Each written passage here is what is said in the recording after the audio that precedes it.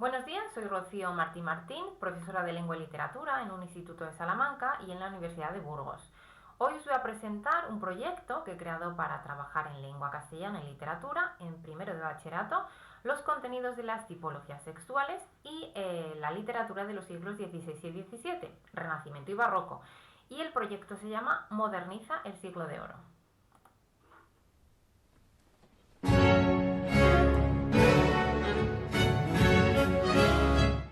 Con esta música barroca vamos a dar comienzo y voy a empezar a explicaros una página web que he creado que se llama lasletrasderrocio.com, que es abierta y gratuita y es la que utilizo en clase con los chicos.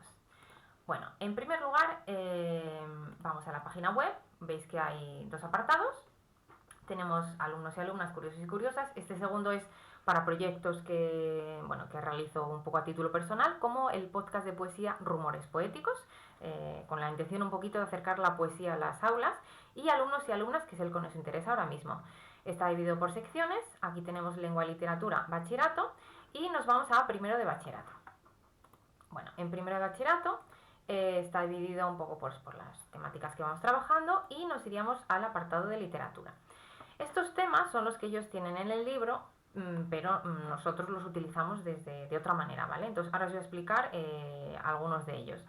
Sí que he incluido uno que no suele estar en los libros de texto, que es la querella de las mujeres, también pues algo muy importante en la historia de la literatura. Y este es el proyecto al que nos referíamos, que es Proyecto Moderniza el siglo de oro, ¿vale? Este es un Geniali que os voy a presentar a continuación. Y estos son los 5 temas que están vinculados a su vez a ese Geniali, ¿vale? Donde van a ir los chicos cada vez que necesiten ir trabajando.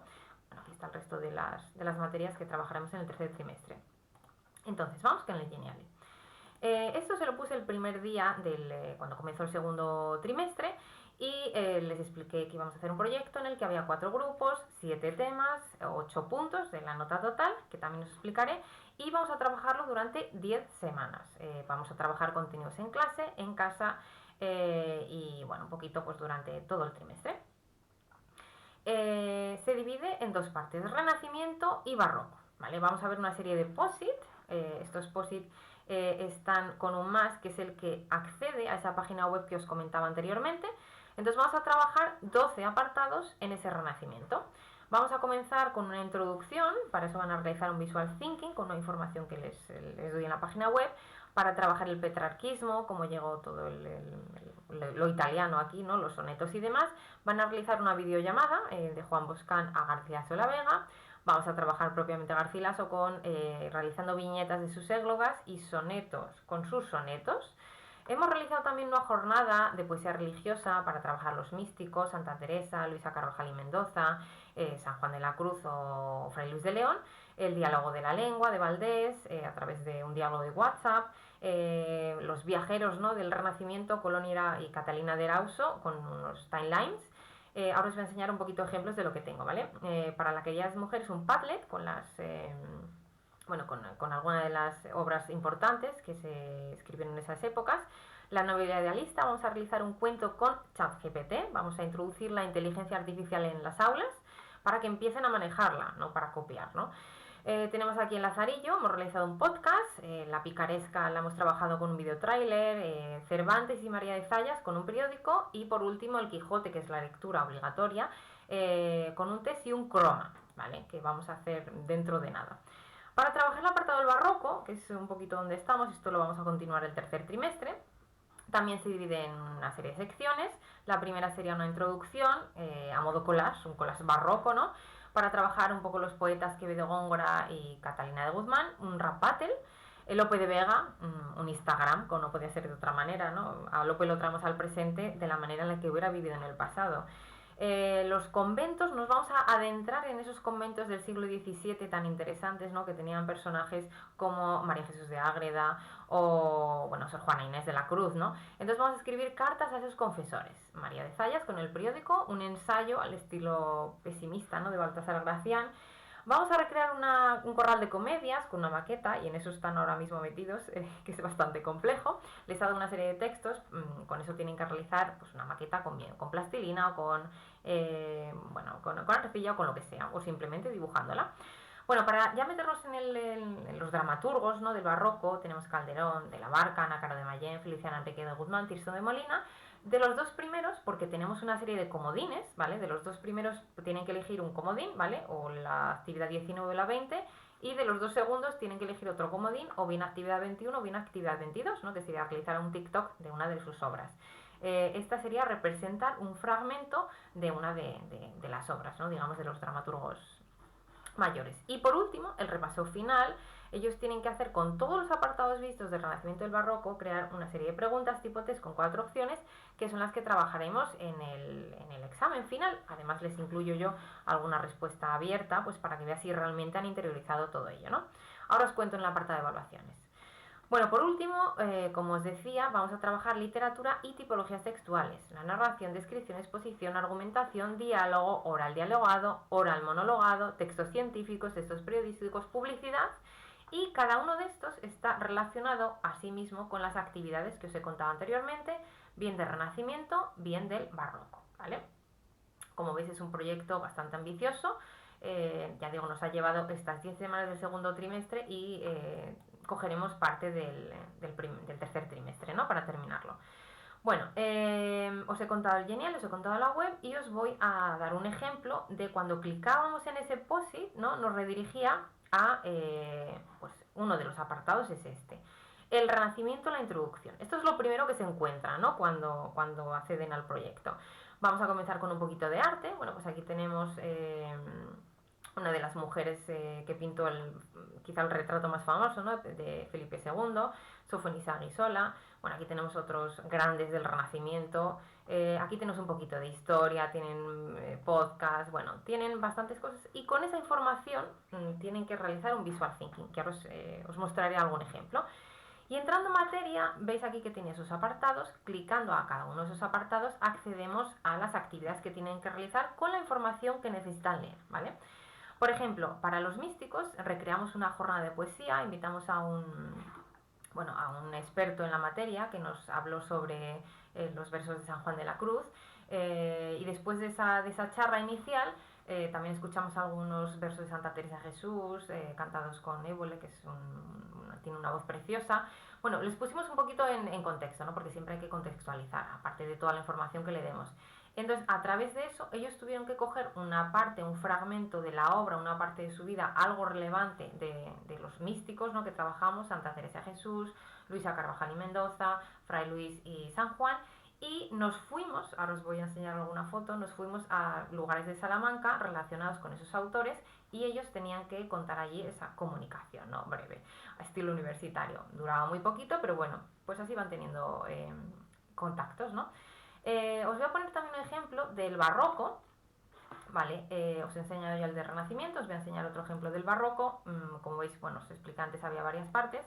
Entonces, por ejemplo, para el teatro barroco, ¿no?, una vez que se han metido, han visto toda esa información del barroco, han visto toda esa parte del arte, la historia y demás. Bueno, vamos, directamente entramos al corral de comedias. Entonces aquí les explico que van a recrear uno, pero antes van a ver qué eran los corrales de comedias, ¿no? Todo esto ya lo conocen más o menos, porque en primer bachillerato, al menos aquí en Castilla y León, pues ya la literatura es muy parecida a la que sea en tercero de la ESO, obviamente sin profundizar tanto, ¿no? Entonces aquí les pongo una serie de vídeos, ¿vale? Y les pongo las actividades. Todas las actividades van numeradas. Y bueno, tienen que hacer una maqueta en corral de comedias, en cualquier soporte. Tienen que poner un letrero anunciando a una de las representaciones, que se hubiera podido ver en el Corral del Príncipe.